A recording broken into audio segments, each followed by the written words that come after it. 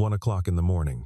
A black sedan came to a stop in front of the Ashford Mobility Group headquarters. No announcement, no sound except the faint compression of tires against wet asphalt. The building loomed behind it. 42 floors of steel and glass, still lit on the upper levels, as if the structure itself did not believe in sleep. Inside the lobby, the security desk sat empty. The overnight guard had stepped away. Coffee. 30 seconds. No more. And in that brief window, the building held its breath. The elevator indicator moved. 39. 40. 41. 42. Then it reversed, descending, floor by floor, deliberate as a countdown, carrying Olivia Carter down from the height where she had spent the last 3 hours tearing apart a merger proposal that refused to give her a clean answer. She came through the revolving door the way she entered every room, without hesitation, without a greeting, without looking up from the phone already bright in her hand. Charcoal coat, buttoned to the throat, heels sharp against the marble. Her assistant Marcus had sent 2 texts. Driver is here, black Accord, plate ending in 7. She had not replied. She located the car across the drop-off lane, covered the distance in 11 steps, and reached for the rear door handle herself, because the man standing at the front of the vehicle had not moved fast enough to beat her. He did not flinch at the oversight. He stood with his hands at his sides, watching her settle into the back seat with an expression that was neither apologetic nor defensive. He looked to be in his early 50s, close-cropped gray at the temples, a face that had been weathered not by hardship alone but by the particular kind of patience that accumulates in people who have learned to wait without wilting. He said nothing. He simply closed her door with the quiet precision of someone who has closed 10,000 doors, returned to the driver's seat, and pulled into the empty street. Olivia did not look at him again. In the rearview mirror, a sliver of his face. Brown eyes, still as standing water. No radio. No phone mounted to the dashboard. No attempt to fill the silence. She pulled up the merger document and returned to section 14, where 17 questions sat flagged in red, and the clock was already moving against her. The city slid past the window's amber streetlights, a loading dock disgorging cardboard, a traffic signal cycling through its colors for no one. Olivia did not notice any of it. She was deep inside a footnote about a supply chain dependency when the driver spoke. Not loudly, not intrusively. Just spoke, with the measured confidence of a man who has timed his words and found the right moment. The night crews are running on Kellerman Avenue through the end of the month, he said, without turning his head. If you're heading to the Westfield site tomorrow morning, the detour adds about 11 minutes. I can map an alternate. Olivia lowered her phone. A fraction of an inch. No more. I didn't tell you where I'm going tomorrow. No, he said. You didn't. He did not elaborate. He offered no explanation, no apology, no nervous backfill of words.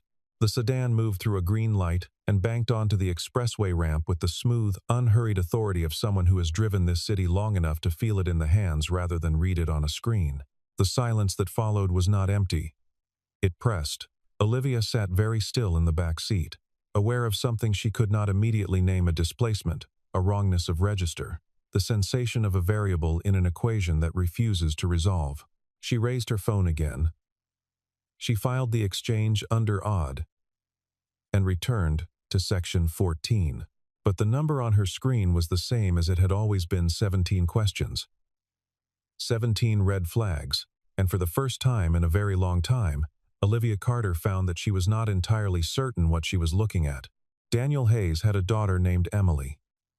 She was 16 years old and possessed, in Daniel's considered opinion, a quality of concentration that most adults spend their entire lives trying to fake. When she sat at the kitchen table with a math problem, the rest of the house ceased to exist for her. She would surface 40 minutes later, blink twice, and announce the answer with the calm confidence of someone reporting the weather. Her mother, Christine, had died 4 years ago. Pancreatic cancer, diagnosed in the fall and concluded by the following spring, with a speed that left Daniel stranded in the middle of a sentence he had never finished preparing. He had been in the middle of a career transition at the time, had just stepped back from a senior engineering position to consult independently, and in the weeks after Christine's funeral, the consulting work had narrowed to nothing, not because the clients disappeared, but because Daniel discovered that he could not make himself care about timelines and deliverables while Emily was in the next room, 12 years old, and sleeping too much. He had sold the house in Arlington and moved into a smaller place in the suburbs. He took driving jobs first for a car service, then through an app, and eventually through a staffing firm that placed temporary drivers with corporate clients. It paid. It was flexible. It did not require him to perform enthusiasm he didn't feel for projects he had disengaged from, and it gave him long stretches of silence in which to think, which had always been, of all the things Daniel Hayes did well, the thing he did best. He had, over the course of a career that he did not talk about, accumulated a precise and detailed understanding of how large organizations actually function versus how they believe themselves to function. He had learned this not from business school, though he had the degree, but from the inside of systems, from the specific, patient, often invisible work of building infrastructure that other people would eventually stand on without knowing it was there. He had learned that the most important thing in any technical system is the thing nobody is looking at, the thing that was designed so well that it never breaks, and therefore never announces itself, and therefore is forgotten, and therefore if it ever does break, breaks everything else at once. He had spent the better part of 12 years inside one of those systems, shaping it with the kind of care that cannot be delegated and cannot be rushed. He had known, in the practiced and specific way that an engineer knows when something is built correctly, that what he was constructing would outlast him inside that building. He had known it would outlast the people who worked alongside him, and the executives who approved his budgets, and the clients who used the product without understanding what moved beneath it. He had also known, eventually, that it would outlast his own presence there, that the thing he built would remain while he was removed, and that this was not a paradox but a condition of the work itself. The work does not belong to the person who performs it. It belongs to whoever is willing to maintain it honestly. He had come to terms with this in the quiet way that a person comes to terms with things that cannot be changed without destroying something more important than the grievance. He thought about this sometimes, during the long quiet hours on the road. He thought about it the way other men might think about an old argument they could never quite resolve. He was not, in any visible or detectable way, extraordinary. He drove well. He arrived on time. He held doors without being asked. He did not make small talk.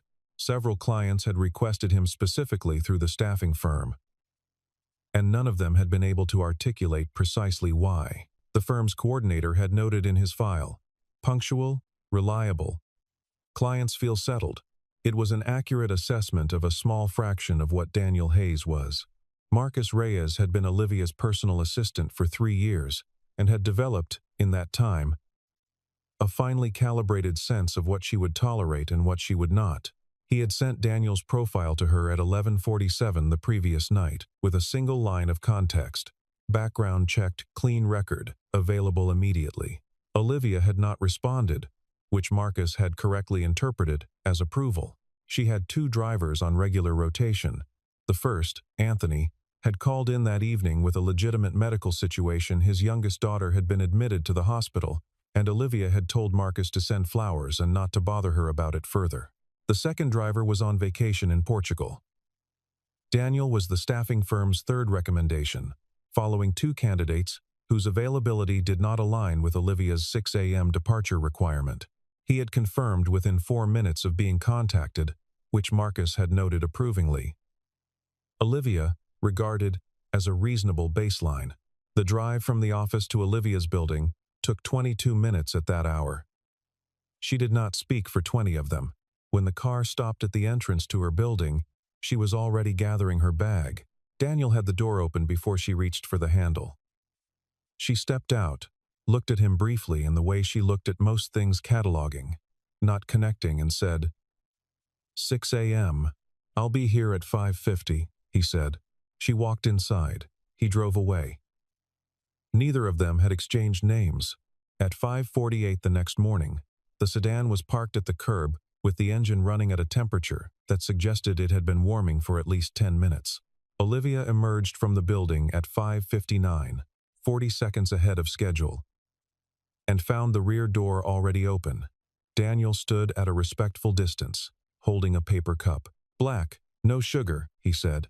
"There's a cart around the corner. I wasn't sure, but it seemed likely." She took the coffee without responding. It was, in fact, exactly what she drank. She did not ask how he knew. She settled into her seat and pulled up her email. There were 31 new messages since 2 a.m. She began at the top. The Westfield site was a former distribution facility that Ashford had been quietly acquiring land around for the past 2 years, as part of a larger infrastructure expansion tied to the merger. The merger itself with a logistics technology firm called Vantage Systems was the most significant strategic undertaking Olivia had managed since taking the CEO chair. It would, if completed successfully, give Ashford a proprietary routing architecture that no competitor currently possessed. If it failed, the company would have spent 11 months and considerable capital on a transaction that left it in a weakened position relative to 3 rivals who had been watching with undisguised interest. The board was divided. 4 members supported the merger without qualification. 3 were cautious. 2 were opposed. Olivia needed the cautious 3 to move, and she had until the end of the week. She was reviewing the site evaluation report when Daniel spoke. "The Kellerman detour I mentioned last night," he said. "That's the route we'd normally take to Westfield. I've already mapped through Corrigan Street. It adds about 2 minutes, but it's clear." "Fine," she said, without looking up. They drove. The city came alive around them in gradual increments: delivery trucks, coffee shop lights, a man in a high-visibility vest sweeping a corner. Olivia worked. Daniel drove. Then, at a stoplight, he said, "The Marconi Corridor project was interesting. From a design perspective." Olivia looked up. "What did you say?" "The Marconi Corridor," he repeated.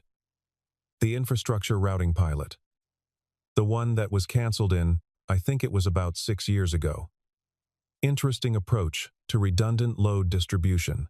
Unusual for a company this size to attempt it in-house at that scale." The light changed. Daniel pulled forward. Olivia set her phone face down on the seat beside her and said, with the careful precision of someone who suspects they are being tested, "Where did you hear about the Marconi project?" "I read," he said simply. "That project was internal. It was never published. It never made it into any public documentation." "I know," he said. He did not say anything else. He navigated the Corrigan Street route with the practiced ease of familiarity. Olivia sat very still, watching the back of his head, turning over a new and unwelcome possibility in her mind. The Westfield site visit took 3 hours. Olivia walked the space with the site development director and 2 engineers, asking questions that were precise enough to make both engineers glance at each other with the particular expression of people who are being evaluated without knowing by whom. She signed off on 2 of the 4 pending approvals, deferred one, and flagged one for immediate re-review. Then she returned to the car. Daniel was where she had left him, leaning against the front of the sedan with a thermos, looking at something on a small notebook he held open in one hand. He closed it when he heard her footsteps and opened the rear door. "Meeting at Vantage's offices," she said. 2 o'clock. 40 minutes at current traffic, he said. "We have time." She got in. He started driving. After several minutes, she said, without preamble, "What do you know about Vantage Systems?" In the rearview mirror, his expression did not change. "Routing technology," he said, "started as a mid-tier logistics software company, pivoted toward proprietary architecture about 8 years ago. Strong technical foundation, but their interface layer is thin. They've compensated by acquiring talent instead of developing internal pipeline. Their last 2 key engineers left within the same fiscal year. That's usually not a coincidence." Olivia said nothing for a long moment. "Where are you getting this?" "Pattern recognition," he said. "And time." She studied the rear-view mirror. His eyes were on the road, calm and absolutely unconcerned with her scrutiny. She had interviewed hundreds of people over 20 years. She knew the difference between performance and knowledge. This was knowledge. The specific, layered, structural kind of knowledge that comes not from reading about an industry but from operating inside it at a level where the systems are visible from the inside out. "What did you do before this?" she asked. "Technical work," he said. "That's not an answer. It's an accurate one," he said. The Vantage Systems meeting was scheduled for 2 hours and ran to 3.5. Olivia had come expecting a presentation and received, instead, a negotiation. The Vantage CEO, a compact and aggressively confident man named Gordon Walsh, had revised 2 of the core integration commitments without announcement, burying the changes in a supplementary exhibit that his team had distributed at the start of the meeting. Most attendees did not notice. Olivia's general counsel, Patricia Simmons, noticed the revision on page 7 and passed Olivia a note. Olivia had already found it. She walked out of the meeting with a revised understanding of Gordon Walsh's intentions and a new set of concerns about the timeline. She also walked out with the beginning of a headache that she declined to acknowledge. Daniel was at the curb. He had the door open as she approached, but she stopped before getting in and looked at him directly. "The Vantage meeting," she said. "I want your read." He paused. It was a brief pause, barely a second, but she caught it the microsecond of a person deciding something. "The revisions in the supplementary exhibit are a test," he said. "Walsh wants to know how carefully you read the documentation. If you accept them without comment, he'll push the price structure in the next round." Olivia had reached precisely the same conclusion in the car on the way over, before she had gone into the room. The fact that this man had reached it in the parking lot, having driven her there and presumably sat with nothing but the ambient traffic and his own thoughts, was not something she was prepared to set aside. "How would you handle the next meeting?" she asked. "I'd arrive with a counter-exhibit of my own," he said, preemptively. She got into the car. He closed the door. She stared at the back of the seat in front of her and tried to locate a rational explanation for what she was experiencing, which was the specific discomfort of a person who has always been the most informed individual in any room discovering that there may be an exception. On the 3rd day, she began to watch him differently. She noticed things she had initially catalogued as unremarkable and now reassigned to a different category. He knew which elevator banks at the Ashford headquarters ran fastest at peak hours, a detail that required either specific experience or a deeply unusual degree of attentiveness. When she arrived for a board pre-meeting and found the secondary conference room locked due to a facilities scheduling error, Daniel, who had accompanied her inside to carry a box of documents, solved the problem by speaking briefly to a maintenance coordinator he seemed to recognize. Using the man's first name, the room was open within 5 minutes. She asked casually, "You know him?" "I remember faces," Daniel said. He handed her the box and stepped back to wait by the door. That afternoon, she had a call with one of the merger's potential co-investors, a private equity partner named Stephen Caldwell, who had been wavering for 2 weeks. The call was scheduled in the car, and Daniel drove in silence while she made the argument for the deal's upside. Caldwell listened, asked 3 questions, and signed off with a conditional agreement subject to final due diligence. When the call ended, Olivia set the phone down. In the rearview mirror, she saw Daniel's jaw tighten and release, a fraction of a movement that most people would not have registered. "You disagree," she said. "I didn't say anything. You didn't have to." She watched him. "What do you disagree with?" A long pause. "Caldwell's 3rd question," he said finally. "About the system integration timeline. You said 14 months. I think 14 months is optimistic given the architecture dependency you'd be inheriting from Vantage. If the interface layer is as thin as I think it is, you're looking at closer to 22 months to integration maturity. Caldwell will figure that out eventually." She had not told him about the interface layer. She had mentioned Vantage once, in passing, 3 days ago. "What do you know about Vantage's architecture?" she said slowly. He said nothing for a moment that stretched itself into something larger than a moment. Then, without inflection, "Some things are difficult to forget." She let it go, but she did not forget it. On the 4th day, she ran into him in the hallway outside the 41st floor meeting room. This, in itself, was not unusual. Olivia had approved building access for Daniel, because she had back-to-back internal meetings and needed him close for a 2:30 departure. What was unusual was the reaction of a man named Robert Yuen, a senior financial analyst who had been with Ashford for 11 years and who was walking in the opposite direction down the hallway when he rounded the corner, saw Daniel, and stopped dead. He said, in a voice that carried a quality Olivia could only describe as rearrangement, the specific sound of a person revising something they had believed was settled. "Mr. Hayes?" Daniel looked at him. Something passed across his face, brief and complex. "Robert," he said quietly. Robert Yuen looked at Olivia, then back at Daniel. He appeared to be doing rapid arithmetic of the social and factual variety. He opened his mouth, closed it, and then excused himself with a curt nod, and walked away at a pace that was faster than his arrival pace. Olivia watched him go. She turned to Daniel. "He knows you. We've met," Daniel said. He looked like he'd seen a ghost. Daniel did not respond. He held the hallway door open for her and looked straight ahead. That evening, she pulled up Robert Yuen's employee profile in the internal system and sent him a one-line message. "Stop by my office tomorrow at 8. She then asked Marcus to compile any employment records, contractor files, or vendor documentation associated with the name Daniel Hayes going back 15 years. Marcus called back at 9:45. "I can't find anything," he said. "No contractor record under that name. No vendor registration. I checked the archive and the legacy system. Check further back," she said. "How far?" As far as the records go, she did not sleep well that night. This was not unusual.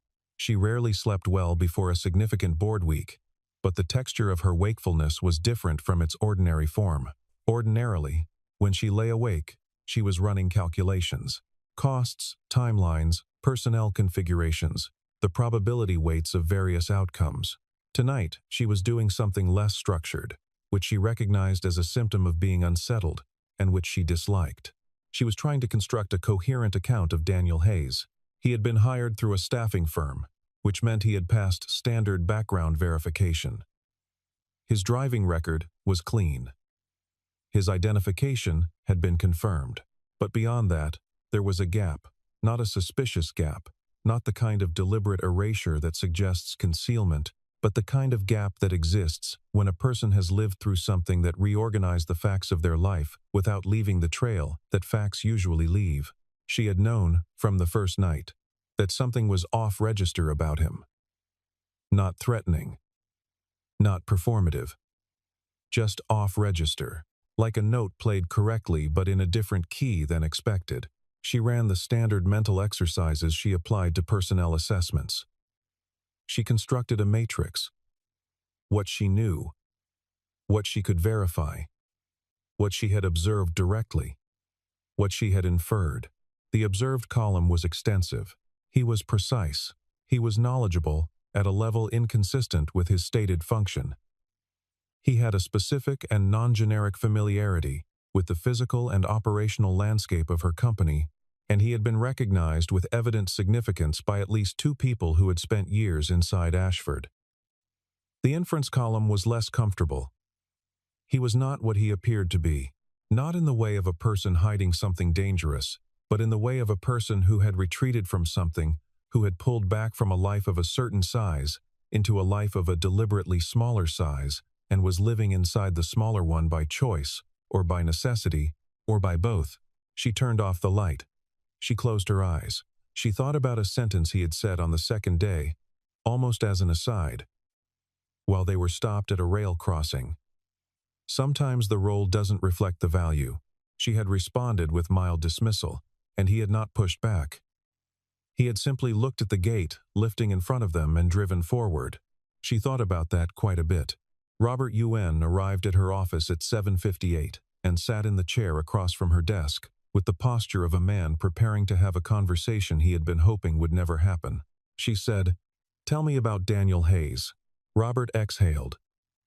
He put his hands flat on his knees and looked at the surface of her desk for a moment. Then he said, "How much do you know?" "Pretend I know nothing." He nodded slowly. "Daniel Hayes was Ashford's chief systems engineer before my time here, before yours too. He designed the core routing architecture that the company runs on.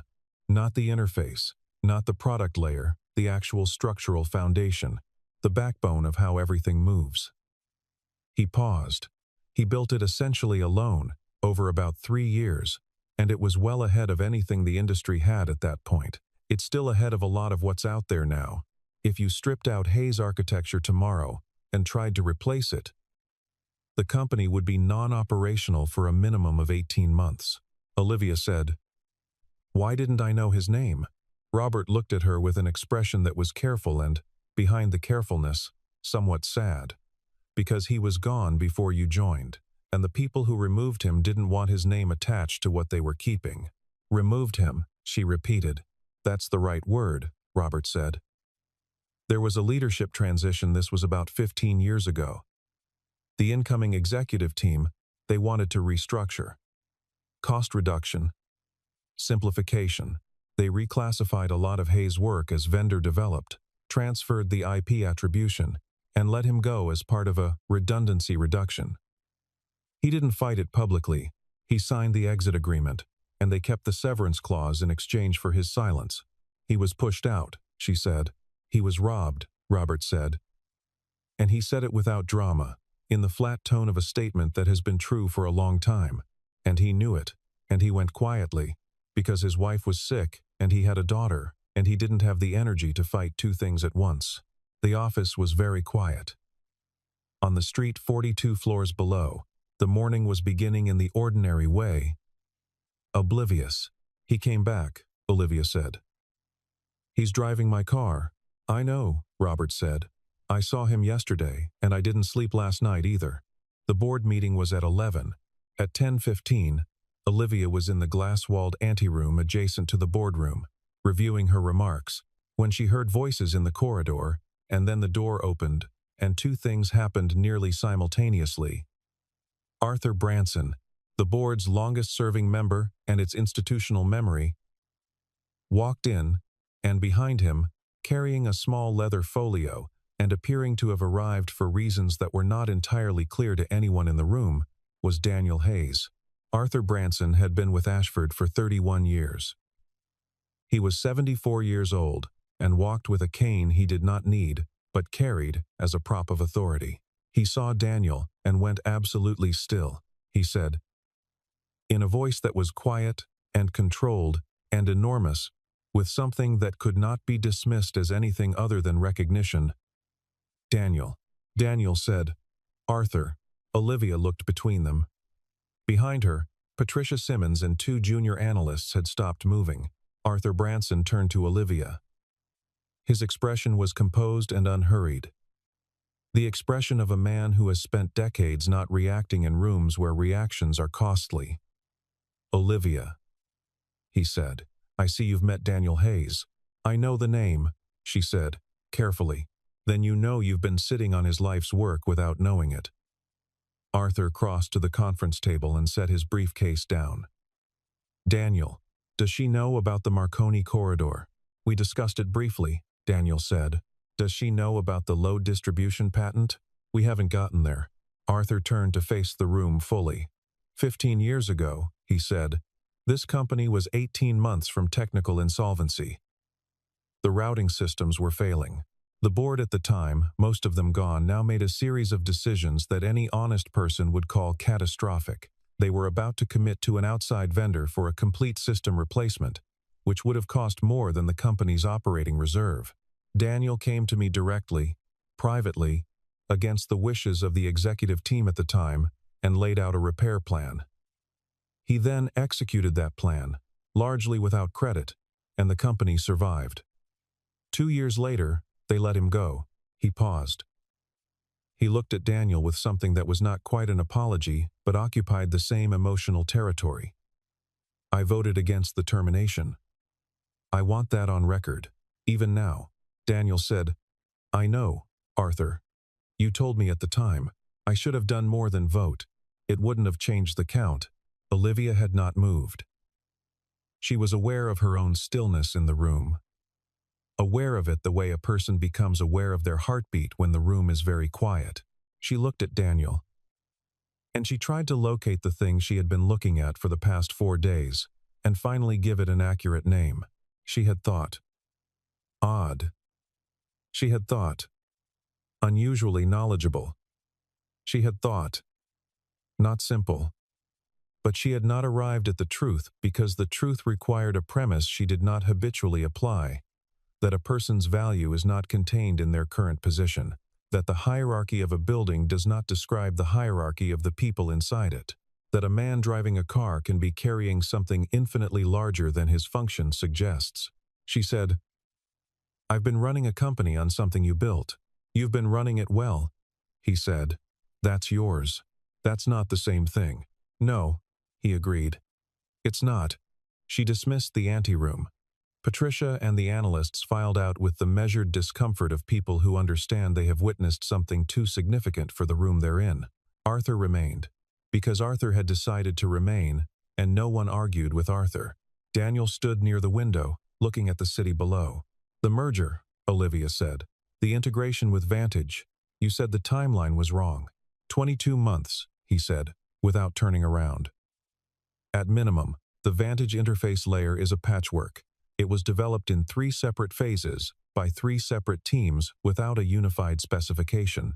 When you try to marry it to the Ashford backbone, my backbone, the incompatibilities will surface in the integration testing. Probably around month 8, and at that point, you'll have 2 choices. Pause and rebuild the Vantage layer from scratch, or push through and accept a degraded system. Either choice costs you more than the original timeline assumed." Olivia pulled the merger document from her bag and laid it on the table. "Show me." He looked at her for a moment. Then he came to the table and sat down. He opened the document to the technical appendix directly, without flipping, which was the kind of thing you could only do if you had read it already, and placed his finger on a diagram she had reviewed 4 times without fully understanding. "Here," he said. "This is the integration handoff point. Vantage has represented it as a clean API bridge. It's not. Look at the dependency chain." He traced a line with his finger. "This system calls this one, which calls this one, which do you see it? Circles back. That's a recursive dependency. If this node fails, the entire chain hangs." She saw it. She had seen the diagram 4 times and not seen it. Now it was obvious. "My engineers missed this, probably because they were evaluating the Vantage system on its own terms," he said. "Not in relation to the foundation it would be attaching to. That's a common failure mode. You can only see the incompatibility if you know both systems at the structural level." She looked at him. "And you know the Ashford Foundation at the structural level. I designed it," he said. The word "designed" sat in the room. It was the first time he had said anything so direct about his own history. And he said it without emphasis, without the particular weight that people place on words they have been waiting to say. He said it the way you would state a fact about weather. The board meeting was delayed by 40 minutes. Olivia used the time to have an emergency call with her lead technical officer, and within 20 minutes, 3 engineers had independently confirmed what Daniel had identified in 11. The recursive dependency was real. The integration risk was real. The timeline was, in the most optimistic scenario, 21 months. In a realistic one, 26. She went into the board meeting with a revised presentation. She told them the deal was structurally sound but technically miscalibrated. She told them she was recommending a modification to the integration terms, a phased approach with milestone-based payment releases, and she told them she intended to retain a technical advisor to supervise the integration architecture on Ashford's behalf. She did not say who. The board voted. The merger was approved, with conditions. The 3 cautious votes became 3 conditional approvals. Even one of the 2 opponents abstained, rather than voted against. Arthur Branson voted yes without comment, and caught her eye once, briefly, on his way out of the room. She found Daniel in the corridor afterward, near the elevator bank, standing with his folio under one arm and his coat over the other, looking at nothing in particular. "I need to apologize to you," she said. "You don't," he said. "I dismissed you. From the first moment." I categorized you incorrectly. You categorized me accurately, he said. I was your driver.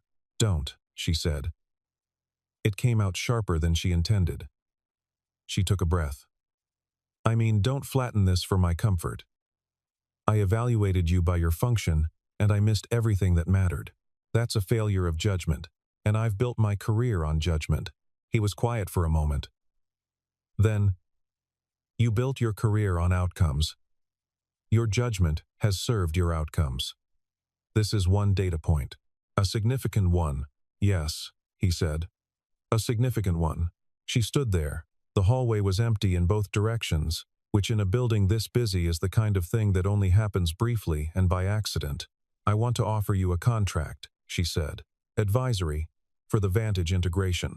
You'd be formally attached to the project, paid at market rate for your expertise, credited appropriately. Something moved across his face. It was not the reaction she had anticipated, not gratitude, not vindication, not even the complex emotion of a person receiving something long overdue. It was more restrained than any of those, more interior. Can I think about it? He said. Of course. He nodded. He moved toward the elevator. She watched him go and tried to account for what she was feeling, which was a particular variety of humility, not the performed, strategic kind that leaders deploy as a tool, but the actual kind which is uncomfortable and does not come with instructions. He called Marcus the next morning and said he would accept the advisory contract. He had one condition, that his name appear in the project documentation as it appeared in the original engineering records, in full, without modification or reclassification. He wanted the work attributed correctly, not for the public, not for the press, not for any external audience, for the record, for the archive that would sit in a filing system somewhere and tell, in technical language, a true story about who built what. Marcus brought the condition to Olivia. She approved it without discussion. The contract was drawn up by end of day. The credit line read, Integration Architecture Advisory. Daniel M. Hayes, Chief Systems Design, Ashford Mobility Group, Foundational Infrastructure, Original Design.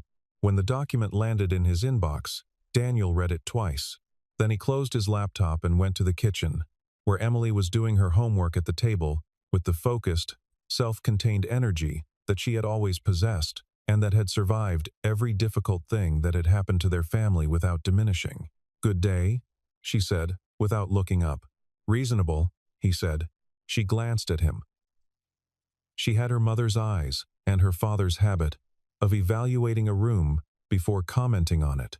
She looked at him for a moment with the slightly unsettling directness of a person who sees more than they announce. You look different, she said. Do I? Yeah, lighter or something. She returned to her notebook. What happened? He thought about this. He sat down across from her and poured himself a glass of water and looked at the late afternoon light coming through the kitchen window, which was the same kitchen window, the same light, as it had been yesterday and the day before. I did some work, he said finally. Work I knew how to do. And someone noticed. Emily looked up again. She put her pencil down. She studied her father with the full attention she usually reserved for problems that required solving. That's good, right? Yes, he said. That's good. She nodded and picked up her pencil.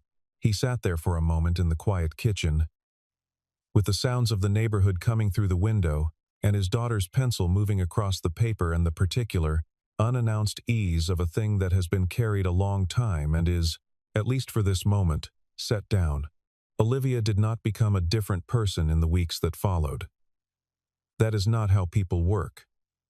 And she understood that about herself. She remained demanding. She remained precise. She remained, in the estimation of most people who worked for her, formidable. But something shifted in the calibration of her attention, in the way she moved through a room of people. She began, without announcing it, to listen differently, not to the words in a meeting but to what was underneath the words, the specific intelligence that exists in quiet people. In people who do not position themselves at the center of a room, in people who have been somewhere that their current function does not advertise. She began to notice the analyst who stayed after every meeting to rearrange the materials back into order and always did it in a way that was better than the original order. She noticed the IT coordinator who solved problems in the building's legacy systems with an ease that suggested she understood them from the inside out. She stopped making inferences from titles. She could not undo what had been done to Daniel Hayes 15 years before her arrival. She had not been in the room for that decision, had not cast a vote, had not signed anything, but she was in the room now, running something built on his work. And that fact had a weight she could not accurately measure and could not set aside. She did not try to set it aside. She carried it as information, as a correction to a model she had held incorrectly for a long time. She thought about something he had said. One of the last conversations they had before the advisory contract formalized things, and their interactions became structured and professional. She had asked him not for professional reasons, just as one human being asks another why he had gone back to driving after everything that had happened, why he had returned to a function so far below his history. He had considered the question with the unhurried seriousness he applied to all questions. Emily needed stability more than I needed recognition, he said, and the work I was doing, the building, the design work, I could do that in my head. I didn't need a title to keep thinking. She had said, but you let them take credit for what you built. They took the attribution, he said. They couldn't take the knowledge. That's still mine. It never stopped being mine. He paused. What belongs to you can't actually be taken. It can be obscured. It can be mislabeled, but it stays with you. She had thought about that for a long time afterward. She thought about it now, on an ordinary Tuesday morning, riding up in the elevator to the 42nd floor, with a cup of black coffee and 31 emails waiting, and a merger integration that was proceeding on a corrected timeline with a corrected set of expectations. She thought about the quiet man who had driven her car for 4 days and moved through the city's early mornings with the particular stillness of someone who had already resolved the most important questions and was simply waiting for the world to catch up. She thought about the note he had left for Emily. She had not seen it and did not need to. She could imagine its texture, precise, undemonstrative, honest, the kind of note a person writes when they understand that the most important things do not require embellishment.